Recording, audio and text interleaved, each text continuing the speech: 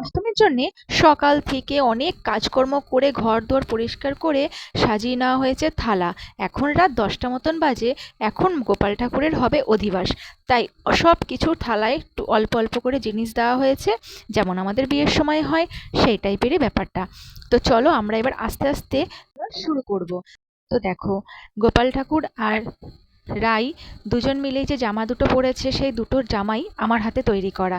আর মাঝখানে বসে আছে আমার ছোট্ট মধুসূদন। আর এই যে সামনে দেখছো দুজন, এই দুটো হচ্ছে আমার ছোট মামির। তো মামি এসেছে আর ওদেরকেও নিয়ে এসছে জন্মাষ্টমীতে। দেখো কত সুন্দর ফুল নিয়ে এসছে। দেখো ছোট ভাই কত সুন্দর করতাল বাজাচ্ছে দেখো। তো চলো, বোন এবার শঙ্খ ফুঁয়ে দিয়েছে। এইবারে শুরু হবে অধিবাস। এই যে মা বসে গেছে সব রেডি করে অধিবাস করবে বলে। তো চলো, তো সব কিছু রেডি করুক, আমরা ততক্ষণে এই যে দেখতে পাচ্ছ থালাটা, আর ফিরে আসছি পরের পর্বে অধিবাস দেখতে। এখনকার মতন টাটা।